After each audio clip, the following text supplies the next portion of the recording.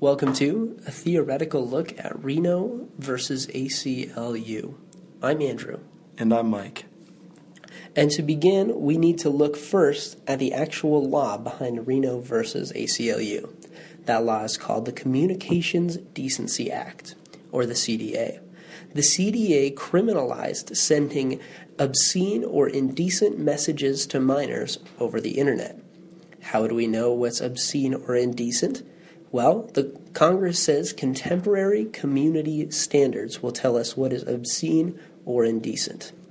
The ACLU argued that contemporary community standards, in addition to obscene or indecent, were just too vague. So they said, hey, that's not justice. I have my First Amendment rights to protect. And they sued the United States government, specifically Janet Reno, the Attorney General. The case made it all the way up to the Supreme Court.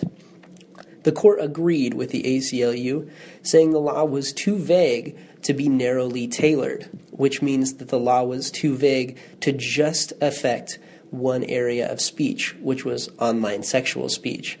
And that means it could lead to self-censorship. And you might say, what's so bad about censorship?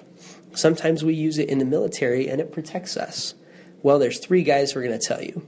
John Stuart Mill, Alexander Meiklejohn, and Martin Redish. John Stuart Mill was a firm believer in the idea that the suppressed idea could often be the idea that the society needed to hear for the time. He believed that we needed all ideas to come to light in order for us to actually access the truth. Having one idea is no variety. This ties itself to Reno versus ACLU because the censored idea could be the right one. Safe sex could be a good option for somebody in Salt Lake City, and abstinence could be the right option for somebody in San Francisco. Having contemporary community standards doesn't allow us to recognize this. Our next theorist, Alexander Meiklejohn, believed in a capitalistic version of the spread of ideas, that we should have a free marketplace where ideas can come and go and be expressed openly so that people have lots of different ideas to hear from. He believed that if we don't have conversation about ideas, then how are we actually going to understand what idea is the best for our current society?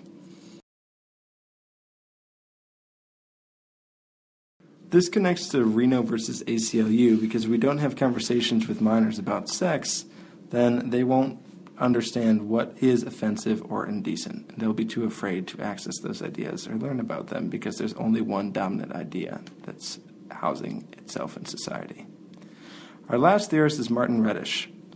He believed that we needed to have room for ideas to grow and evolve. We can't get better ideas if the government doesn't give us the space to let those ideas grow. This connects itself to Reno versus ACLU too because contemporary community standards about sex evolve over time, and we need to give people the opportunity to learn those things. So what's so bad about censorship?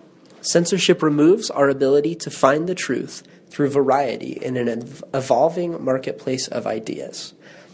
That is what the definition of a chilling effect is. A chilling effect is when laws are so vague that people think they might get in trouble for saying something, and so all speech is chilled. It's kind of put on ice, if you will. And that's bad for our society for all the reasons we just listed, and it's one of the main reasons why the Communications Decency Act, except for very few portions of the law dealing with child pornography, was struck down by the Supreme Court in 1996. Thanks for joining us. Our sources will be below in just a second if you'd like to check them out. For Mike Christie, I'm Andrew Goodwin.